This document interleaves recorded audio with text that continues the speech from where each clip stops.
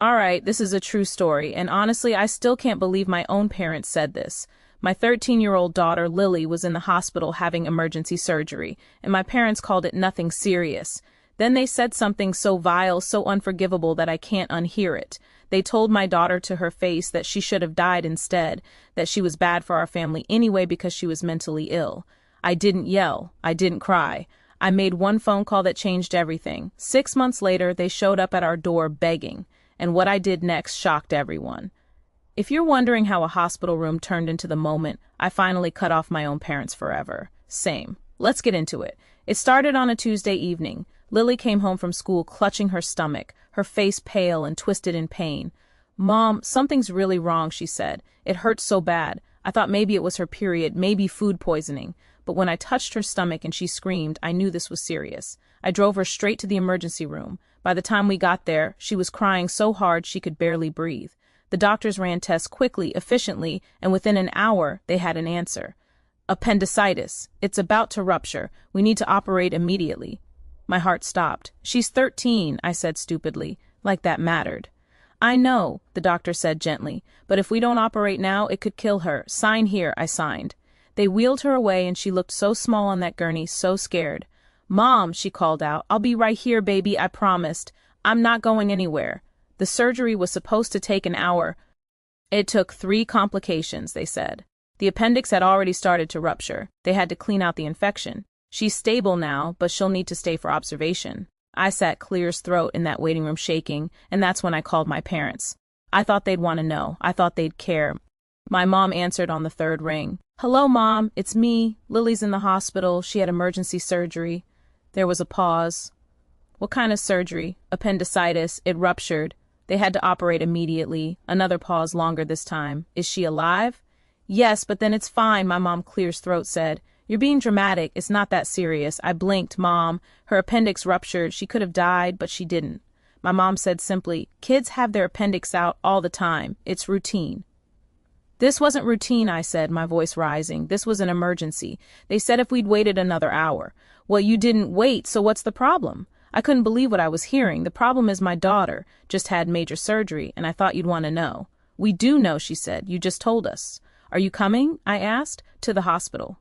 My mom sounded genuinely confused. "Why would we do that?" "Because Lily is your granddaughter," I said slowly. "And she's scared and in pain, and she might want to see you."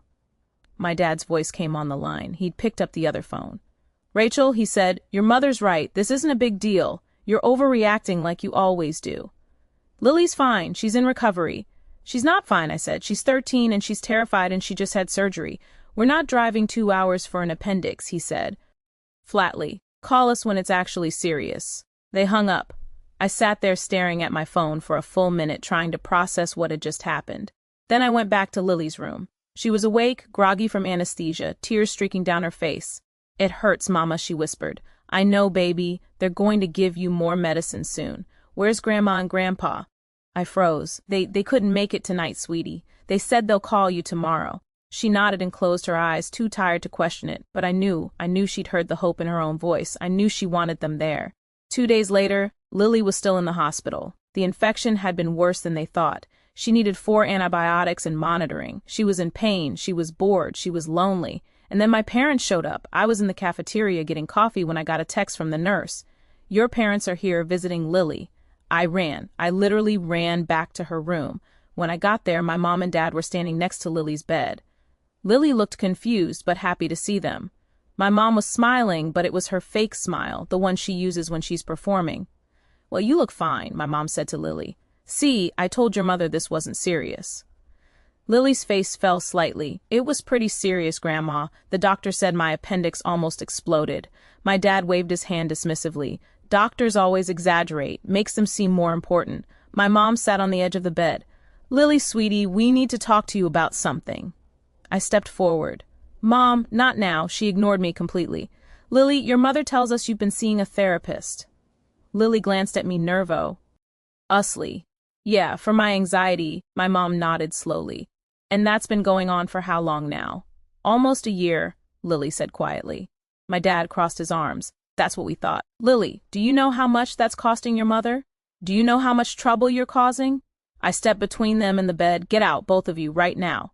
Rachel, don't be ridiculous, my mom said. We're having a conversation with our granddaughter.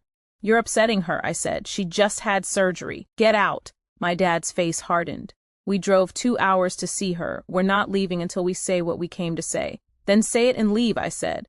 My mom turned back to Lily, and what she said next, I will never ever forget. Lily, honey, you need to understand something. Your anxiety, your depression, all of this mental illness stuff, it's very hard on your mother. It's hard on all of us. You're only 13. You shouldn't be this much work. I felt my blood turn to ice. Excuse me. My dad nodded in agreement. She's right. And honestly, Lily, when we heard about the surgery, we thought maybe it would be better if he paused. If what? I demanded. He looked at Lily directly. If you hadn't made it, the room went completely silent. Lily's face crumpled. What? If the surgery had gone wrong, my mom said, still in that calm, reasonable voice, it would have solved a lot of problems. You're very difficult, Lily. You're expensive. You're bad for this family. Maybe it would have been better for everyone if you just... She trailed off, but the meaning was crystal clear. Lily started crying, those horrible, broken sobs that only come from complete devastation. I moved so fast I don't even remember crossing the room. I grabbed my mother's arm and physically pulled her toward the door. Get out, I said. My voice didn't sound like mine. Get out right now, or I'm calling security. Rachel, my dad started. I pointed at the door. Out now before I do something we'll all regret. They left. My mom looked offended, like I'd embarrassed her at a dinner party. My dad looked annoyed, like I was being unreasonable. And Lily, my beautiful, fragile 13-year-old daughter, sobbed into her pillow like her heart was shattering. I held her. I held her while she cried and asked me why Grandma and Grandpa hated her. I held her while she asked if they were right, if she was bad for our family, if everyone would be better off without her. And I held her while I made a decision that I should have made years ago. When she finally fell asleep, exhausted from crying, I stepped into the hallway and made a phone call. Not to my parents, to my divorce lawyer. I'm cutting them off completely. I told her I want a restraining order if they try to contact Lily. I want it documented in case they try for grandparent visitation. I want them gone. She didn't argue. She'd met my parents once. She understood. It took 2 weeks, but we made it official. No contact order, legal documentation of what they'd said, a paper trail in case they ever tried to claim.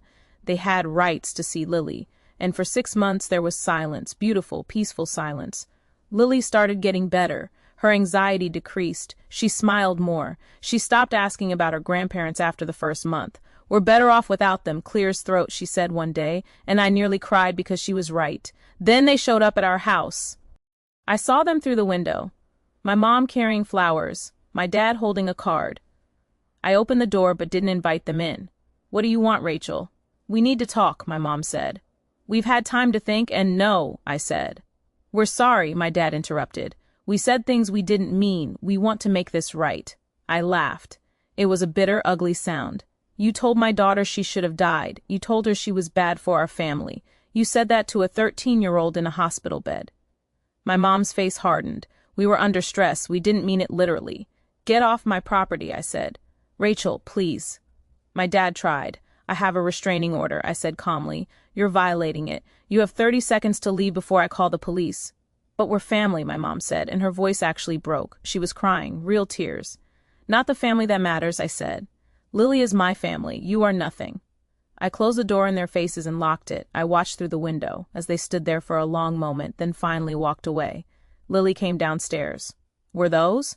Yeah, I said. Are they gone? Yeah, baby, they're gone. Good, she said. She hugged me tight. Thanks for picking me, Mom. I picked you the second you were born, I said, and I'll pick you every single time. 6 months later, we're thriving. Lily's anxiety is manageable. She's doing well in school. She has friends. She laughs. My parents try to send cards. I return them unopened. They tried to show up at Lily's school. The school had already been notified and turned them away. They sent a letter through a lawyer. My lawyer sent one back that made their lawyer stop calling. You know what? I don't feel guilty. Not even a little bit. Because the day they told my daughter she should have died was the day they stopped being her grandparents. They stopped being my parents too. Some things you don't come back from. Some words you can't unsay. And I will spend the rest of my life making sure Lily knows that she matters, that she's loved, that she's not too much or too difficult or bad for anyone. She's perfect exactly as she is. So, what do you think? Did I overreact, or should I have cut them off sooner? Let me know in the comments, and subscribe for more real stories like